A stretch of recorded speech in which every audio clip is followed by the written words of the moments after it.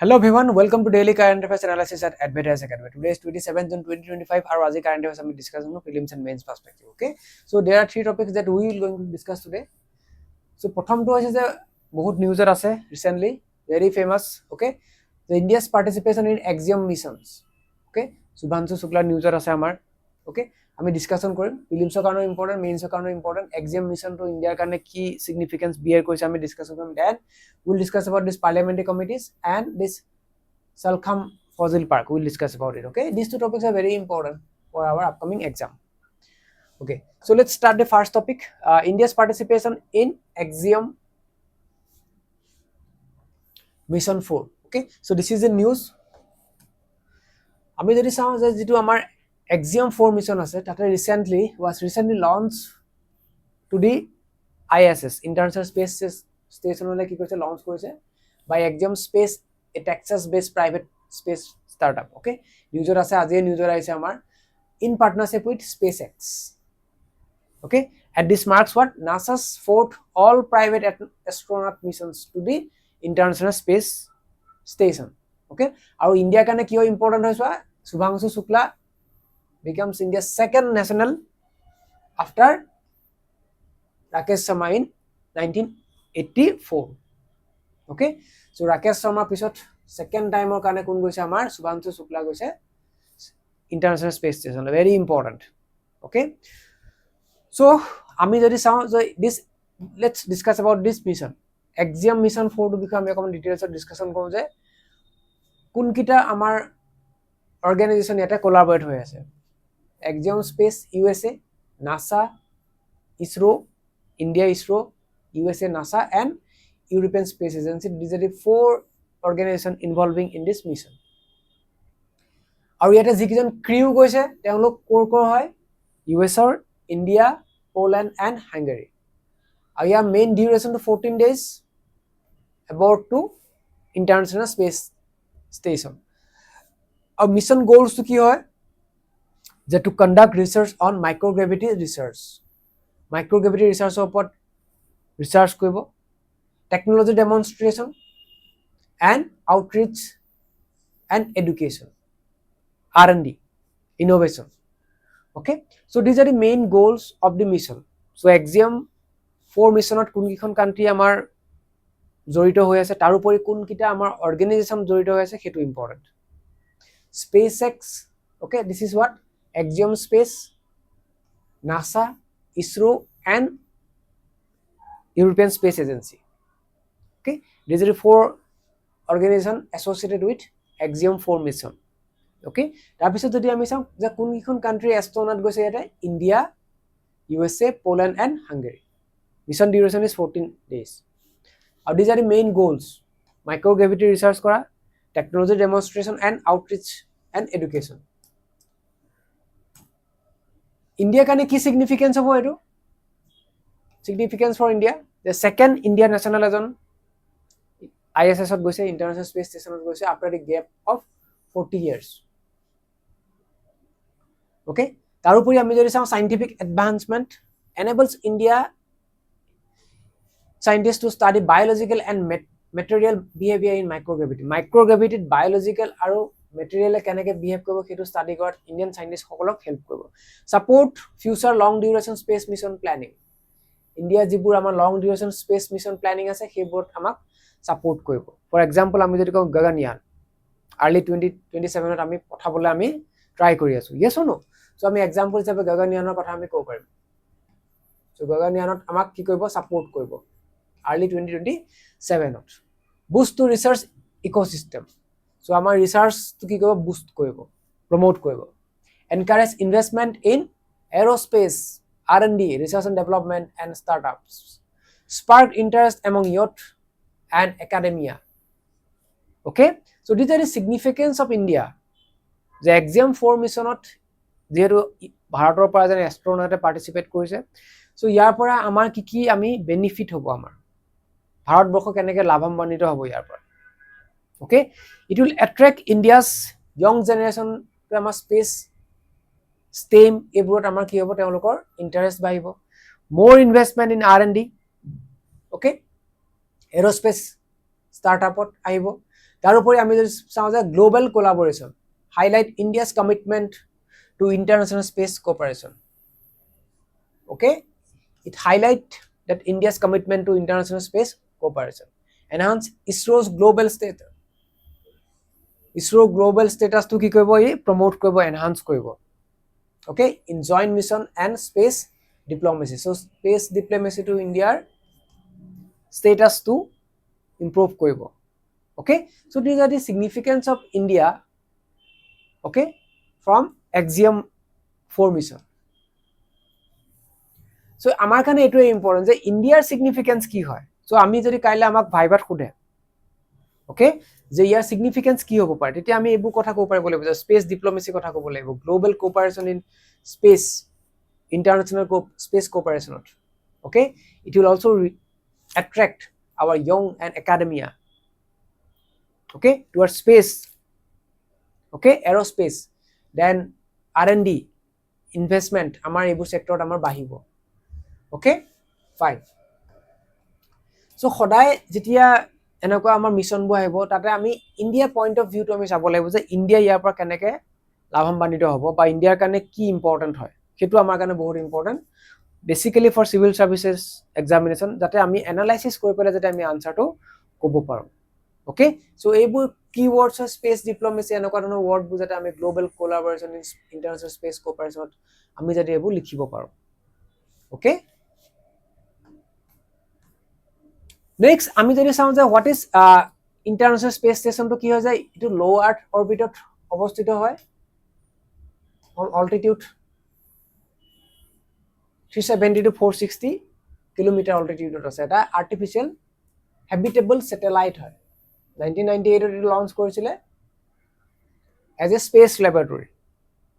for over 25 years 1998 to launch কৰিছিলে as a space laboratory আৰু ইয়াৰ কি পাৰ্টনাৰ্স আছে আমাৰ NASA Roscosmos Russia European space agency JAXA for Japan and Canada CSA mission extended to continue until at least 2030 লৈকে এটো আমাৰ চলি থাকিব at least minimum south year main কি কৰিছে আমাক ISS ৰ পৰা আমি কি পাইছো যে সাইন্টিফিক ৰিসাৰ্চৰ কাৰণে আমাক এটা প্ল্যাটফৰ্ম দিছে টেকনলজি ডেভেলপমেন্টৰ কাৰণে আমি এটা প্ল্যাটফৰ্ম পাইছো it serves as a platform for scientific research technology development and international collaboration various কান্ট্ৰিবোৰে মিলি পেলাই কি কৰিছে ভেৰিয়াস মিশনস কৰিছে ওকে গতিকে ইন্টাৰনেশ্যনেল কোলাবোৰেশন বাইছে because of international space station okay so আমি যদি চাওঁ কনক্লুজনত যদি আমি চাওঁ যে Axiom mission 4 to marks a historic step in India's journey towards human space flight okay preceding India's own Gaganyaan যেটো আমি এটো গগনয়ানৰ কথা অলপ কথা মই কৈছিলো যে আমি early 2027 ত গগনয়ান মিশনটো আমি লঞ্চ কৰিব গৈ আছো ইন্ডিয়া okay so হেতু কাৰণে এটা ইন্ডিয়াৰ এটা historic steps হয় ইন্ডিয়াৰ কাৰণে okay it also exemplifies the changing landscape and space exploration আমাৰ space exploration to আমাক বহুতখিনি আমাক সাপোৰ্ট কৰিব আমি বহুতখিনি ইয়াৰ পৰা সমল পাম okay resources পাম with public private partnership and global collaboration সদায় চাব যে এইবোৰ কি হৈছে আমাৰ public private partnershipত আমাৰ গহি উঠিছে আৰু global collaboration to আমাৰ বাহিছে space diplomacy আমাৰ বাহিছে okay space diplomacy global collaboration shaping the future of outer space activities ot amar ki hoise amar diplomacy bahise amar collaboration bahise for India this mission reinforces its role as a emerging space power India khonu emerging space power hisabe thio what yama ki koibo sahay koribo inspiring a new era of scientific innovation and youth participation আৰু এটুক লৈ পেলাই আমাৰ বহুত youth সকলো আশা কৰো যে অনাগত দিনত আমাৰ এৰোস্পেস ইঞ্জিনিয়াৰিং স্পেস ইঞ্জিনিয়াৰিংত তেওঁলোক আহি পেলাই বিভিন্ন ধৰণৰ ৰিসাৰ্চ কৰিব okay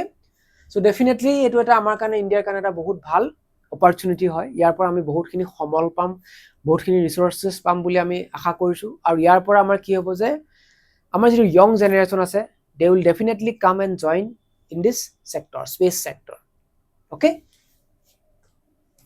so there is one mains practice question which you may try jitu apnaloke try koribo paribo next another important topic is parliamentary committee সংসদীয়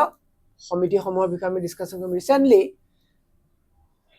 Honorable Speaker of the Lok Sabha Om Birlai কৈছে যে এখন press কনফাৰেন্সত কৈছে যে government must take house panel recommendations positively যে হাউচৰ পৰা যিবোৰ আমাৰ লোকসভা বা ৰাজ্যসভাৰ যিবোৰ ৰিকমেণ্ডেশ্যন আহে সেইবোৰ যাতে গভৰ্ণমেণ্টে পজিটিভলি লয় সেইটো ওম বিৰলাই কৈছে honourable speaker of the Lok Sabha okay so ইয়াতে কৈছে speaker Om Birla shed parliamentary committees আমাৰ যিবোৰ সংসদীয় যিবোৰ আমাৰ সমিতি আছে সেই সমিতিবোৰে যিবোৰ আমাৰ ৰিকমেণ্ডেশ্যন দিয়ে are not in opposition to the government কৈছে যে গভৰ্ণমেণ্টৰ বিৰোধিতা নহয় গভৰ্ণমেণ্ট বিৰোধী নহয় চৰকাৰ বিৰোধী নহয় আৰু সেইবোৰ কি কৰিব লাগে গভৰ্ণমেণ্টে কি কৰিব লাগে সিৰিয়াসলি পজিটিভলি সেইবোৰ ইমপ্লিমেন্ট কৰিব লাগে okay so let's discuss the topic why this is in news at the national conference of estimate committee যিখন national conference হৈছিল তাতে লোকসভা স্পিকাৰে কৈছে যে emphasize কৰি কৈছে যে জোৰ দিছে যে parliamentary committees are complementary to the government the governmentor complementary হয় আৰু not advisories okay he asked the government তেখেতে কৈছে যে গভৰ্ণমেণ্টে এই কমিটিবোৰৰ যিবোৰ ৰিকমেণ্ডেশ্যন দিছে সেইবোৰ ইমপ্লিমেন্ট কৰিব লাগে seriously implemented কৰিব লাগে in letter and spirit to ensure better governance কাৰণে সুশাসনৰ কাৰণে কি কৰিব লাগে যে পাৰ্লিয়ামেণ্টাৰী কমিটিবোৰে যিবোৰ ৰিকমেণ্ডেশ্যন দিয়ে গভৰ্ণমেণ্টক সেইবোৰ কি কৰিব লাগে in letter and spiritত আমি কি কৰিব লাগে ইমপ্লিমেন্ট কৰিব লাগে for better governance for good governance okay so ইয়াতে যদি চাম পাৰ্লিয়ামেণ্টাৰী কমিটিবোৰ হয় কি what is parliamentary committee these are some bodies okay কিছুমান সমিতি হয় যিবোৰ কনস্টিটিউট কৰা যায় to handle specific legislative financial and administrative function কিছুমান আমাৰ কি কৰা যায় যে বিত্তীয় বা প্ৰশাসনিক বা আমাৰ এডমিনিষ্ট্ৰেটিভ বা ফিনান্সিয়াল বা আমাৰ লেজিসলেটিভ ফাংচন কৰিবৰ বাবে কি কৰা যায় গঠন কৰা যায় ওকে আৰু এইবোৰ কি হয় এই পাৰ্লিয়ামেণ্টাৰী কমিটিবোৰে অথৰিটি ক'ব পাইছে আৰ্টিকল 105 এণ্ড আৰ্টিকল 118 এই আৰ্টিকল কেইটা ইম্পৰ্টেণ্ট যে পাৰ্লিয়ামেণ্টাৰী কমিটিয়ে অথৰিটি ক'ব পায় derive from article 105 okay yet privilege of MPs and rules of procedures of the Constitution of India 105 and 111 এটোৰ পৰা পাৰ্লিয়ামেণ্টাৰী কমিটিবোৰে কি পাইছে অথৰিটি পাইছে okay and this is managed by parliamentary committee bu kune manage kore lok sabha rajya sabha secretariat manage kore working under the direction of the presiding officer এতিয়া আমি discussion কৰিম যে parliamentary committees বু কি বিভিন্ন ধৰণৰ আমাৰ পাৰ্লিয়ামেণ্টাৰী কমিটিজ আছে ওকে কিছুমান ষ্টেণ্ডিং কমিটি আছে ওকে আৰু কিছুমান এডহক কমিটি আছে ওকে এডহক কমিটিবু কি হয় যে দিয়া টেম্পৰেৰী আৰু ষ্টেণ্ডিং কমিটিবু পাৰ্মানেন্ট এণ্ড annually এবোৰ ৰিকনস্টিটিউট কৰা যায় ফৰ এক্সাম্পল আমাৰ ষ্টেণ্ডিং কমিটি ফিনান্সিয়েল কমিটি কিছুমান আছে ওকে তাৰে ভিতৰত আমাৰ প্ৰথমখন হৈছে যে parliament public account committee PSC okay এইকেইটা প্ৰিলিমছত খুদে দেই estimate committee and committee on public undertaking এইকেইটা আমাৰ পৰীক্ষাত খুদে বহুত ইম্পৰ্টেণ্ট ওকে মেইনলি খুদে যে আমাৰ ইয়াক কম্পজিশ্যনটো খুদে যে এষ্টিমেট কমিটিটো কি হয় আমাৰ লাৰ্জেষ্ট কমিটি হয় ইয়াতে আমাৰ 30 জন মেম্বাৰ আছে গোটেই কেইজন মেম্বাৰ কোপা হয় from Lok Sabha only okay estimate committee on public undertakings ইয়াত আমাৰ কেইজন মেম্বাৰ আছে কমিটি অন পাব্লিক আণ্ডাৰটেকিংছত আমাৰ 22 জন মেম্বাৰ আছে তাৰে 15 জন আমাৰ লোকসভাৰ পৰা হয় আৰু 7 জন আমাৰ ৰাজ্যসভাৰ পৰা হয় এইটো খুদে পৰীক্ষাত তাৰ উপৰি আমি যদি কম PSC পাব্লিক একাউণ্ট কমিটিটো আমাৰ 30 জন কি আছে সৰি 30 জন নহয় 22 জন মেম্বাৰ আছে there are 22 members ওকে তাৰে আমাৰ 15 জন কোপা হয় লোকসভা পৰা হয় আৰু 7 জন আমাৰ ৰাজ্যসভা পৰা হয় এই ব্ৰেকডাউনটো আপোনালোকে চাই ল'ব লিখি ল'ব বহুত ইম্পৰ্টেন্ট হয় UPSC পৰীক্ষাটো খুদিছে বিশেষকৈ আমাৰ এই financial committee public account committee estimate committee আৰু কমিটি অন পাব্লিক আণ্ডাৰটেকিংছ ইয়াক কম্পজিশ্যন কিটা খুদিছে কোনখন কমিটি সবতকৈ ডাঙৰ হয় আৰু কোনখন কমিটিত মেম্বাৰবোৰ কোৰ পৰা থাকে ঠিক আছে এতিয়া সবতকৈ ডাঙৰ কমিটিখন হল আমাৰ এষ্টিমেট কমিটি আৰু ইয়াত গোটেই 30 জন মেম্বাৰ আছে 30 জন মেম্বাৰে কি হয় যে আমাৰ লোকসভা হয় ইয়াতে এজনো মেম্বাৰ আমাৰ ৰাজ্যসভাৰ নাই এটো বহুত ইম্পৰ্টেন্ট এবাৰ UPSC পৰীক্ষাত আমাৰ খুদিছে APSC টো খুদিছে আপোনালোকে চাই ল'ব তাৰোপৰি কিছুমান এইবোৰ আমাৰ কি হয় ষ্টেণ্ডিং কমিটি হয় এইবোৰ পাৰ্মানেণ্ট কমিটি আৰু এনুৱেলি এইবোৰ ৰিকনষ্টিটিউটেড কৰা যায় আৰু ইয়াৰ টাৰ্মটো মেইন জেনেৰেলি 1 year কাৰণে হয় ফৰ 1 year আৰু ইয়াৰ পিছত আৰু কিছুমান কমিটি আছে এইবোৰ হ'ল এডহক কমিটি টেম্পৰাৰী কমিটি কিছুমান পাৰ্টিকুলাৰ টাস্কৰ কাৰণে এইবোৰ কমিটি গঠন কৰা যায় তাৰপিছত সেই টাস্কটো হৈ যোৱাৰ পিছত সেই কামটো হৈ যোৱাৰ পিছত এইবোৰ আকৌ ডিজলভ কৰি দিয়া যায় okay this is about ad hoc committee So significance of the parliamentary committee আমি যদি চাওঁ it ensure what accountability it ensures accountability আৰু এটা কথা আমি ক'ব পাৰিম যে accountability plus transparency কথা আমি ক'ব পাৰিম so আমাৰ parliamentary governmentত এই parliamentary committees বোৰে কি কৰে যে it ensure accountability and transparency in the governance system it promote good governance হেতু আমি ক'ব পাওঁ যে it also promote what good governance yes or no তাৰোপৰি আমাৰ পলিসি ইমপ্লিমেন্টেশন আৰু পলিসি ফৰ্মুলেশনটো বহুতখিনি কি কৰিব হেল্প কৰে ওকে ইয়াত আপোনালোকে আৰু এটা পইণ্ট লিখিব পাৰে to formulate better policy okay better policy ওয়াৰ্ডটো ইউজ কৰিব পাৰে better policy okay this parliamentary committee support a lot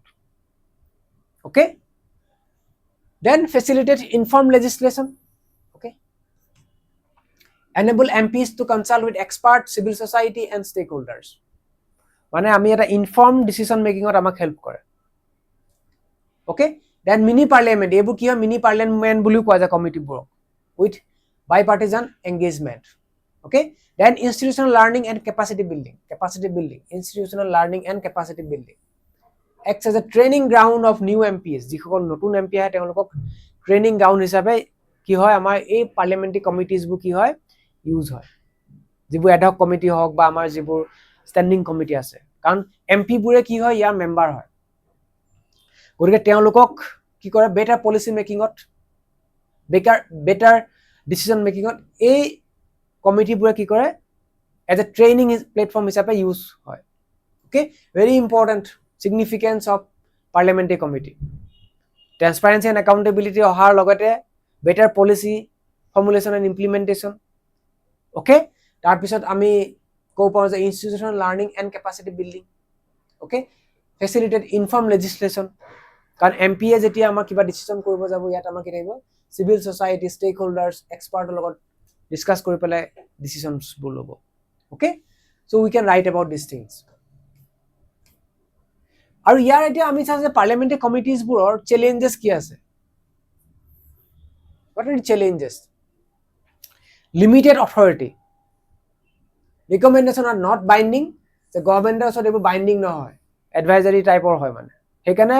ওম বিৰলাই কৈছে যে এইবোৰ আমি কি কৰিব লাগে আমি সিৰিয়াসলি ইমপ্লিমেন্ট কৰিব লাগে এডভাইজাৰি নহয় বুলি কৈছে পাৰ্লিয়ামেণ্টাৰী কমিটিয়ে যিবোৰ ৰিপৰ্ট দিয়ে and lack of enforcement mechanism আৰু সেইবোৰ পাৰ্লিয়ামেণ্টাৰী কমিটিয়ে যিবোৰ আমাৰ ৰিপৰ্ট দিয়ে বা যিবোৰ ৰিকমেন্ডেশন দিয়ে সেইবোৰ কি নকৰে properly implement নহয় হেতু আমাৰ কি হয় সবতকে biggest drawback challenges then resource and research deficit okay inadequate technical support research staffs especially for DRSCs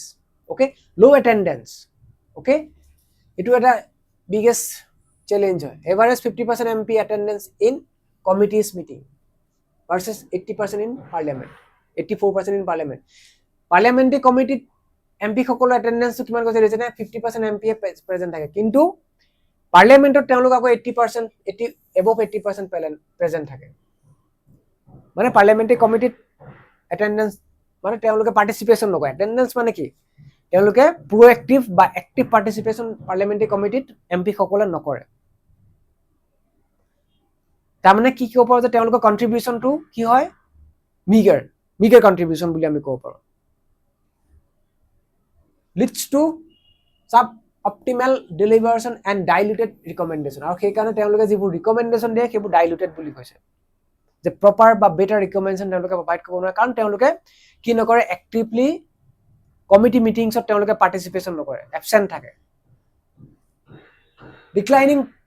parliamentary times only 67 days দিয়া যায় every year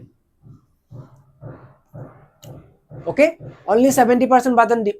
budget demands were discussed in 16 Lok Sabha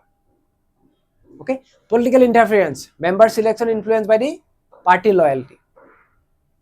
Okay, so বিভিন্ন parliamentary committee আমাৰ political interference member কি হয় select হয়, সেইটো এটা ডাঙৰ issue. Overburden of DRCS. Okay, so multiple ministries, limiting subjects, depth and follow up, etc. These are the main challenges that we have. It ami challenges ki palo that they have parliamentary committees have limited authority. তেওঁলোকে যিবোৰ recommendation they are not binding নহয়. Advisory, resources and research deficit, low attendance. Okay, তাৰোপৰি আমি declining parliamentary time to আমাৰ কমি গৈছে. Political interference, so এই পাঁচটা পইণ্ট আমি ধুনীয়াকৈ লিখিব পাৰিম যে আমাৰ parliamentary committees বোৰ আমাৰ কি challenges আছে. So measures আমি কি ল'ব লাগিব এটা way forward আমি যদি চাওঁ যে আমি কি কৰিব লাগিব, what we have to do, যে enhance and strengthen parliamentary committees. Okay, enhance research and expert support, set up dedicated research wings এটা আমি কি কৰিব লাগিব establish কৰিব লাগিব. Engage domain expert আমাক লাগিব in various issues. Okay, domain expert, provided digital tools for analysis. Institutional accountability, mandate action taken report from ministers. Okay, mandatory referral of bills, boost MPs engagement, increase transparency and public engagement. Okay, so these are the steps that we must take to strengthen the various parliamentary committees. MP সকলৰ engagement আমি promote কৰিব লাগিব. Okay, তাৰোপৰি কি কৰিব লাগিব যে transparency accountability আমি promote কৰিব লাগিব. Okay, then only parliamentary committees যিবোৰ আমাৰ positive result সেইবোৰ আমি কি কৰিব পাৰিম, সেইবোৰ আমি ল'ব পাৰিম. Okay, so parliamentary committees কি বুলি কোৱা গৈছে, backbone of legislative scrutiny and pillars of democratic accountability. গতিকে parliamentary committee বোৰক আমি কি কৰিব লাগিব, strengthen কৰিব লাগিব, because parliamentary committee বোৰ কি হয় যে আমাৰ pillars of democratic accountability and backbone of legislative security. Okay, so that's why we need to strengthen the parliamentary committees by taking these measures and to promote citizen centric governance, good governance. যদি good governance আৰু citizen centric আমি governance promote কৰিব লগা হয়, তেতিয়া we have to strengthen these parliamentary committees. Okay, and government need to implement the recommendation of the parliamentary committees in both letter and spirit. Okay, so this is one mains practice question which you may try. Okay, so after this we have another important topic that we have, Salkhan Fossil Park. etu ami bahut beshi details discussion nokor, this is a news. Okay, so etu jodi ami saw je Salkhan Fossil Park makes it into UNESCO tentative list. So year location to কৰেছে হেতু কাৰণে আমি চাই লম, পৰীক্ষা হয়তো খুদিব পাৰে. So what is this? This Salkhan Fossil Park, also officially known as Sondhara Fossil Park, where it is located, boasting 1.4 billion years old stromatolites. Okay, has been added to UNESCO tentative list of amik etu ki kora goise, list down kora goise. This remarkable site offers insight into Earth's earliest life, predating previous geological assumptions. This park align with IUCN 2020 criteria for geo-heritage sites and UNESCO 2021 framework for understanding Earth's evolutionary histories. Okay, so this park is located at this district, Uttar Pradeshor amar Sondhara district located hoy. Okay, so this is south, etu eta important hoy news to, but amak porikhat khudile yar pora which state it is located hetu khudibo pare. This park recently in news is located in which state? So it is located in the Sondhara district of Uttar Pradesh. Okay, in the Kaimur range, Vindhya mountains. Okay, so iman khini asile regarding today's current affairs, my dear students. Okay, so do write the mains practice question. Mains practice question দুটা আছে আপোনালোকে এইকেইটা try কৰিব okay and do submit on our YouTube channel okay so thank you everyone for joining the class আৰু ইয়াতে আমি অলপ content দিয়া আছে সেইখিনি আপোনালোকে চাই ল'ব পাৰিব okay so thank you for joining the class okay so but this প্ৰথম দুটা টপিক যিকেইটা আমি ডিসকাশন কৰিলো parliamentary committees and Axiom formation very important okay these two topics are very important okay do make note okay and do write the mains practice question okay so thank you everyone for joining the class thank you